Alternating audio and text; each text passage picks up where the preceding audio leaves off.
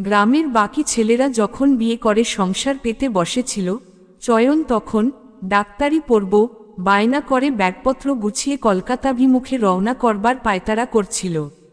পিতৃহীন একটিমাত্র ছেলের কোনো আবদারি মনলতা দেবী কোনো কালে ফেলতে পারেননি।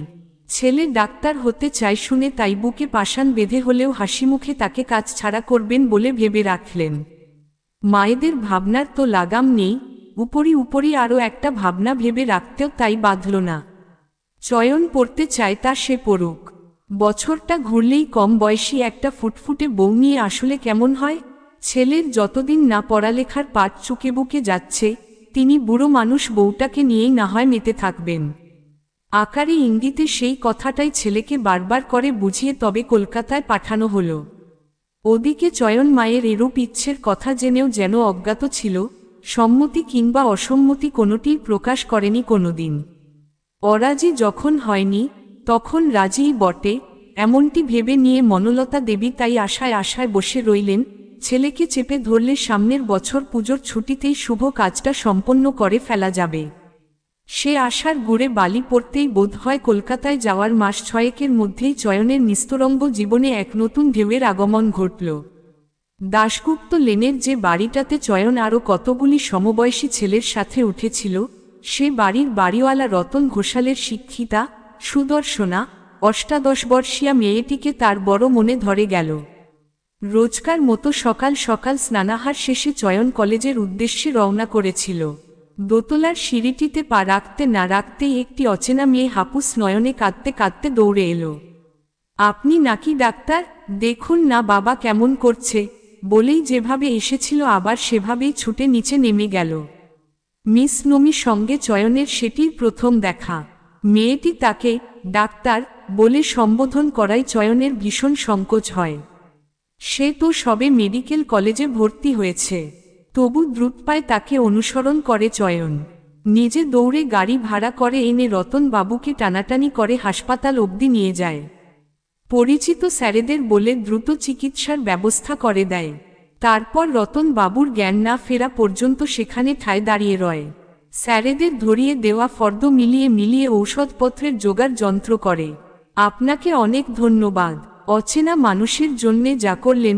নমি চোখ মুছে বলে, না না, আপনারা আমার অচেনা কই? রতন কাকুর সাথে কথা বলেই তো গেল মাসে বাড়িতে উঠলুম। চয়ন বড় ব্যগ্র হয়। নমি প্রত্যুত্তরে খানিক হাসে, হাসলে তার গালে টোল পড়ে। সেই হাসি চয়নের অন্তরে অদ্ভুত বেদনা জাগায়। ওই টোল পড়া গালখানা ছুঁয়ে দিতে না পারার অক্ষম যন্ত্রণাটা হৃদপ্রকোষ্ঠে জন্ম নিয়ে ক্রমশ সর্বাঙ্গে ছড়িয়ে পড়ে। দিন দুয়েক বাদেই রতন বাবু ভালো হয়ে ওঠেন। যে দুদিন তারা হাসপাতালে ছিলেন, চয়ন যত্ন আত্মীর চূড়ান্ত করেছে। অল্পদিনেই সোজা সরল গ্রাম্য এই ছেলেটিকে বেশ ভালো লেগে যায় মিস নমির। কলকাতার আধুনিকা নমি সহজ স্বাভাবিক বন্ধুত্বের হাত বাড়িয়ে দেয় সরল ছেলেটির দিকে। চয়ন প্রকম্পিত হাতে সে হাত ধরে। তার ভয় হয় পাছে বন্ধুত্বের আড়ালে লুকিয়ে থাকা ওই ছুঁয়ে দেবার দাবিটুকু নমি টের পেয়ে যায়। বোকা চয়ন জানে না পুরুষের চোখ পড়তে পারবার বিচিত্র ক্ষমতাটি নারীর জন্মসূত্রেই লব্ধ। চয়ন এই প্রেমে পড়বার খবরটি তার নিজের মনে চাওর হবার বহু আগেই নমি জেনে বসে আছে। দুর্গাপুজোর ছুটিতে বাড়ি এলে মনলতা দেবী ছেলেকে বিয়ের জন্যে চেপে ধরেন। ভীষণ পড়া, পরীক্ষার বড় চাপ, পাশ না করা অবধি বিয়ে নয়, ইত্যাদি ইত্যাদি ওজোর আপত্তির ধোঁয়া তুলে মাকে সে যাত্রায় নিরস্ত করে চয়ন। পুজো শেষে ছেলে আবার কলকাতায় ফিরে যায়। মনলতা দেবী দীর্ঘশ্বাস চেপে অপেক্ষা করেন তার ডাক্তারি পাশ করে বাড়ি ফিরবার। 2-4টে মেয়েকে মনে মনে যাও পছন্দ করেছিলেন, তারাও একে একে সুপাত্রস্থ হয়ে যায়।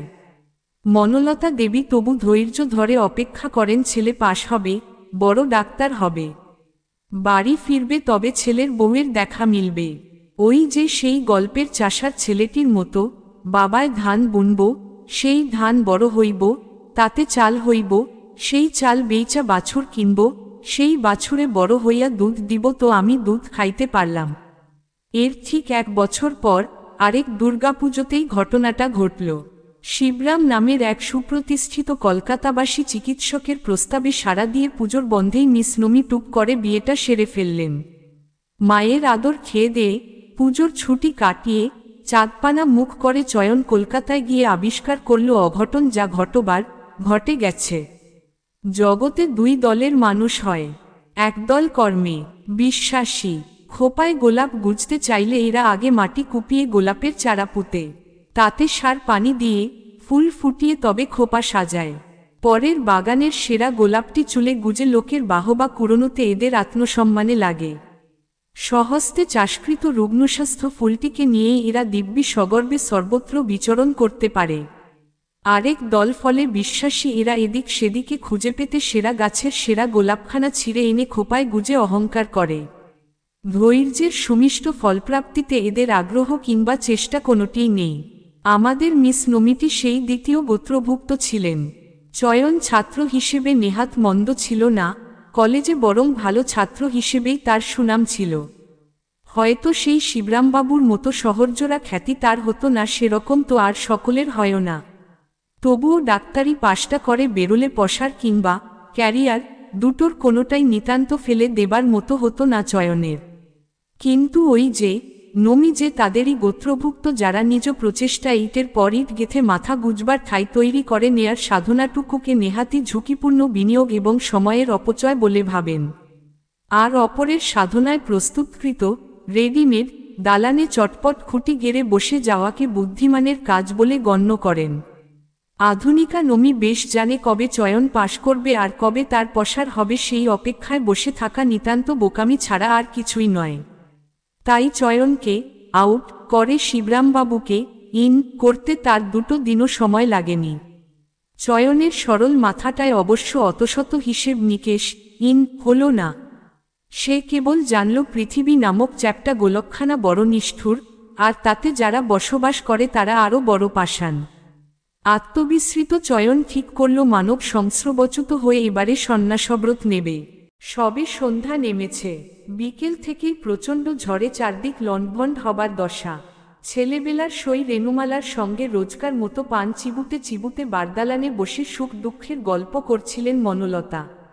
সন্ধ্যের আবছা আলোতে উঠোনে কারো আগমন টের পেয়ে ঘাড় ঘুরিয়ে তাকাতেই চমকে যান জনে এক জটাধারী সন্ন্যাসীমূর্তি দাঁড়িয়ে। ঝড়ো জলে একেবারে কাকভেজা হয়ে আছে, উস্কো খুস্কো জটা বাঁধানো চুল ঘাড় অবধি নেমেছে, মুখে যেন গত জন্মের না কামানো দাড়ি গোফ। কে এ? প্রচণ্ড শব্দে বজ্রপাত হয় কোথাও একটা। বিজলির আলোয় সে সন্ন্যাসীর চোখখানা চোখে পড়ে মনলতার। রক্তজবার লালিমা আঁকা চোখচোরা চিনতে ভুল হয় না তার। চয়ন, মনলতার আদরের চয়ন। আমি আর ডাক্তারি পড়ব না মা, গয়া কাশি কোথাও চলে যাব, আশীর্বাদ নিতে এলাম।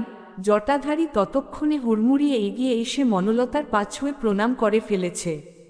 তারপর তাকে জড়িয়ে ধরে খানিকক্ষণ হু হু করে কেঁদে হনহনিয়ে ফিরতি পথ ধরল ছেলে। এহেন আকস্মিক চমকের ঘোর সইতে না পেরে মনলতা মূর্ছা গেলেন। কালবৈশাখীর সমস্ত গর্জন ছাপিয়ে রেণুমালার ত্রাহি চিৎকার ভেসে এলো। তারপর, ও চয়ন রে মা, তাকে বুঝি এবারে মেরাই ফেললি বাছা। জ্ঞান ফিরতেই চয়নের চিন্তিত মুখখানা মাথার ওপর ঝুলতে দেখে আশ্বস্ত হলেন মনলতা। কেউ কিছু বুঝে উঠবার আগেই ফট করে ছেলের হাত দুটো ধরে বললেন, আমার মাথার দিব্যি চয়ন, এবার বিয়ে করে সংসারী হবি, নয়তো আমার মরা মুখ দেখবি। মায়ের মাথার দিব্যি গিলে মাতৃভক্ত চয়নের আর সন্ন্যাস ব্রত নেওয়া হয় না। কোথায় গেরুয়া বসন চাপাবার কথা তা নয়, দিন সাতেক বাদে এক বিকেলে তাকে দেখতে পাওয়া যায় রায়বাড়ির বসবার ঘরে, ভারী কাজের ধুতি আচকান গায়ে চাপিয়ে গম্ভীর মুখ করে বসে আছে। মায়ের তাগিদে দাড়ি গোফ কেটে ছেটে রীতিমতো ফুলবাবুটি সেজে মা সঙ্গে এসেছে কনে দেখতে। কনেটি এখনো আসেনি। চয়ন বিব্রত মুখ করে ঘরময় চঞ্চল চোখ বুলাচ্ছে বসে বসে। তার ঠিক বিপরীতেই একখানা ছোট জানালা, ফালি আকাশরঙা পর্দা দিক থেকে ঝুলছে। পর্দাগুলির ওপরে দুটো তিরিংবিরিং খরগোশ ছানা সুতো এঁকে রাখা। বায়ের দিকের পর্দায় আঁকা ছানাটার মুখে একফালি টুকটুকে কমলা রঙের গাজর, এক পা ওপরে তুলে দিয়ে ছানাটা নাচতে নাচতে এগোচ্ছে। ডানের পর্দায় প্রথম ছানাটার ঠিক পেছনে অপেক্ষাকৃত ছোট আরেকটি ছানা তিরিং করে লাফ দিয়ে শূন্যে ভাসছে। প্রথমটাকে ধরতে চাইছে বোধ হয়। শরৎ বাতাসে পতপত উড়ছে পর্দাগুলি, সেই সাথে চোখে তৈরি হচ্ছে বিভ্রম। মনে হচ্ছে ছানাগুলি যেন জ্যান্ত লাফাচ্ছে, জড় অথচ জীবন্ত, নির্বাক অথচ বাংলায়। এই দৃশ্যটুকু অনেকক্ষণ শশীর চঞ্চল চোখজোড়াকে আটকে রাখে। মনলতা খানিক পরপর ছেলের দিকে মুগ্ধনেত্রে তাকিয়ে দেখছেন। কলকাতার জল হাওয়ায় চাঁদপানা মুখখানা আরও খোলতাই হয়েছে। এমন রাজপুত্রের মতো ছেলে বলে কিনা সন্ন্যাস নেবে, এই তো এমন অল্প বয়স, কি এমন দুঃখে ছেলে অত বড় কথাখানা বলল কে জানে। ওই পোড়ারমুখ কলকাতায় নির্ঘাত কিছু একটা হয়েছে, যা হয়েছে হয়েছেই, ওসবে আর কাজ নেই। ভালয় ভালয় এবারে ছেলেটাকে সংসারে বেঁধে ফেলতে পারলেই হলো। বছর দুয়েক ধরে সইয়ের কাছে তার এই নাতনিটির অনেক প্রশংসা শুনেছেন। প্রীতিলতা নাম, বয়স অল্প হলেও এরই মধ্যে নাকি একেবারে পাকা গিন্নি হয়ে উঠেছে। মা কে প্রায় কোনো কাজই করতে দেয় না, ঘরদোর সব নিজেই সামলায়। প্রীতিলতাকে ছেলেবেলায় একবার দেখেছিলেন বটে মনলতা, কিন্তু তখন ভারী দুরন্ত ছিল মেয়েটা। সারাক্ষণ ছুটে ছুটে বেড়াচ্ছে, একদম শান্তি নেই। আর সে কি বাচালপনা, ছোট বড় গুরু লঘু জ্ঞান নেই, কেবল কটকট কটকট করে কথা। তা সইয়ের ভাষ্যমতে সে মেয়ে নাকি এখন ভোজভাজির মতো পাল্টে গেছে।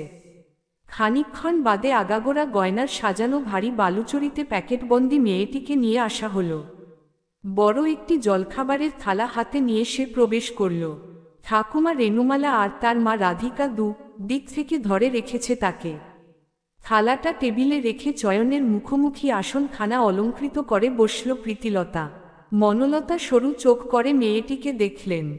ভারী সুন্দর মুখখানা, ছেলেবেলার চেহারার গড়নখানা আজও পুরোপুরি যায়নি। নে লো সই, তোরা আসবি বলে নাতনি আমার কত খাটুনি খেটে এত সব বানিয়েছে। বিগলিত হাসেন রেণুমালা। ওমা, এত সব আমাদের পিতি করেছে বুঝি? ভারী লক্ষ্যই হয়েছে তো তবে। সেই ছেলেবেলায় যাকে দেখেছিলেম, এ তো তবে আমাদের সেই প্রীতিলতাটি নয়। মনলতা বেশ মনে ধরেছে মেয়েটিকে। এমন লক্ষ্যইমন্ত বউই পারবে বাউন্ডুলে চোজনটাকে আটকে রাখতে।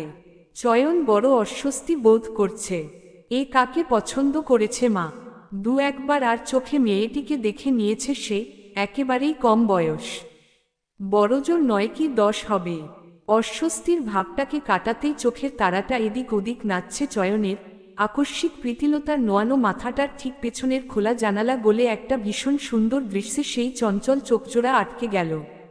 জানালার পেছনে খোলা জমি জুড়ে বড় বড় ঘাস, একটা কালো গাভী সেখানে খুঁটিতে বাঁধা। শেষ বিকেলের সোনা রোদে 10 দিক ভেসে যাচ্ছে। 10-11 বৎসরের এক কিশোর দুধ দুইছিল। পটচিত্রে আরেকজনের আগমন ঘটল। এ মেয়েটিকে আগে দেখেনি কখনো চয়ন। বয়স 18 কি 19 হবে বোধ হয়, চোখের আন্দাজ সেরকমই বলে। চেহারাটা ঠিক বোঝা যাচ্ছে না। ছিপছিপে দোহারা গড়ন, মেটে রঙের পুরনো তাঁতের শাড়ি পরনে, আঁচলটা মাথায় ঘোমটার মতো করে টেনে রাখা। কোথা থেকে দৌড়ে এসে ছেলেটিকে কিসব বুঝিয়ে সুঝিয়ে স্থানচ্যুত করে তার জায়গাখানা দখল করে নিল সে। একঘেয়ে কাজটা থেকে মুক্তি পেয়ে ছেলেটা দৌড় লাগল। মুহূর্তেই ঘটল আরেক চমক। তিরিংবিরিং করতে করতে ঘটনাস্থলে এসে হাজির হলো একটা কালো রঙের বাছুর। চকিতে চারিদিকে চোখ বুলিয়ে নিয়ে ঝট করে দুধের পাত্রটা সরিয়ে সেখানে বাছুরটাকে জায়গা করে দিল মেয়েটি। তারপর সযত্নে হাত বোলাতে থাকলো ছানাটার মাথায়। ওটা তখন চোখ বুজে নিশ্চিন্ত মনে মাতৃদুগ্ধ পান করছে। পত্রচ্যুত ঝিকিমিকি রোদ খেলা করছে যুবতীর চোখে মুখে। সেই রোদের ঝলককে হার মানিয়ে দিয়ে তার হৃদয়ের আনন্দটুকু উপচে পড়ছে মুখচ্ছবি জুড়ে। দুধ পান করতে করতেই ল্যাজ দুলিয়ে হালকা চালে তাকে ছুঁয়ে দিচ্ছে বাছুরটা, বোধ হয় ওর ভাষায় কৃতজ্ঞতা জানাচ্ছে। অনির্বচনীয় সৌন্দর্যমণ্ডিত এই দৃশ্যটুকু চয়নের হৃদয়ের মাঝামাঝি কোথাও গিয়ে আসন গেড়ে জাকিয়ে বসল। মনের ভেতর চেপে বসে থাকা অস্বস্তিটুকু উবে গেল মুহূর্তেই। চয়ন কতক্ষণ ওভাবে তাকিয়েছিল কে জানে।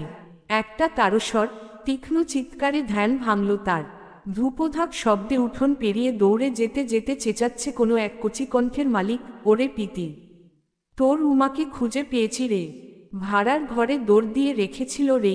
প্রীতিলতার মায়ের মুখখানা পলকেই ফ্যাকাশে বর্ণ ধারণ করল। রেণুমালা ধরফরিয়ে বললেন, তা পিতিকে কে তো দেখলি সই, মেয়েটাকে এবারে নিয়ে যাক। ও রাধিকা মা, যা যা মেয়েকে নিয়ে। রেনুর কথা শেষ না হতেই অকুস্থলে এক অভিনব দৃশ্যের অবতারণা ঘটল। প্রীতিলতা, সেই সরলা, শান্ত, গিন্নিবান্নি মেয়েটি নিজের মাথার আঁচলখানা ছুঁড়ে মাটিতে ফেলে দিল। কোমরের কাছ থেকে শাড়ি টেনে খুলতে খুলতে উচ্চকণ্ঠে বলতে আরম্ভ করল, পরেশ আমার উমাকে খুঁজে পেয়েছে। হতভাগী বুড়ি, পাজির পা ঝাড়া। ভেবেছিলিস আমার মেয়েকে লুকিয়ে রেখে আমায় দিবি? মিথ্যেবাদী বুড়ি, এই সব খাবার আমি বানিয়েছি। নিবি মাসিকে দিয়ে দিনমান খাটিয়ে এখন লোকের কাছে নাতনির মিছে গুণ গাওয়া হচ্ছে। তোকে যদি বাবলুদের পানাপুকুরে না ডুবিয়েছি তো নিজের নাম বদলে নাম রাখব বললুম। ততক্ষণে পুরো শাড়িটাই খুলে ফেলেছে প্রীতিলতা। নাতনির সাথে রীতিমতো জবরদস্তি করে জামার ওপর শাড়িটাকে কোনোরকমে জড়িয়ে দিয়েছিলেন রেনুমালা। ঝালর বসানো গোল জামা পরা প্রীতিকে এখন আরও কমবয়সী দেখাচ্ছে। রেনুমালাকে আরও ২-১০খানা কথা শুনিয়ে রাধিকাকে আছড়ে কামড়ে দিয়ে উদ্দাম ঝড়ের মতো দৌড়ে পরেশের পিছু ধরল সে। ওপাড়ার পরেশ তার খেলার সঙ্গী। নানা কায়দা কসরতের পর প্রীতিলতার আদরের কন্যা উমা কে খুঁজে পেয়ে একটু আগে সেই উচ্চকণ্ঠে তা ঘোষণাপূর্বক দৌড়ে পালিয়েছিল। ছাদটাদ ফুঁড়ে ছোটখাটো বজ্রপাত হলেও মনলতা বোধ হয় এতখানি অবাক হতেন না। রেনুমালা ধরফরিয়ে ঘর ছেড়ে পালিয়ে বাঁচলেন। কিংকর্তব্যবিমূঢ় রাধিকাও গুটি গুটি পায়ে মায়ের পিছু নিল। পিনপতন নিস্তব্ধতায় একটা মুহূর্ত কাটল মাতা পুত্রের, তারপর চয়নের বিচলিত গলাটা বড় অস্বস্তিকর সুরে বাজল, মা চলো বাড়ি যাই। মনলতা বিমূঢ়ের মতো ছেলের মুখপানে চেয়ে রইলেন। তারপর যেন সম্বিত ফিরে পেয়ে মাথা দুলিয়ে বললেন, হু বাপ হু, চলো তাই যাই। যাবার বেলায় শশীর তৃষ্ণার্ত চোখ আরেকবার জানালা দিকে তাকালো। নেই, মাঠভর্তি সতেজ ঘাস, খুঁটি বাঁধা গরু, তিরিং তিরিং লাফানো বাছুর সমস্তটাই আছে, তবু যেন কিচ্ছুটি নেই।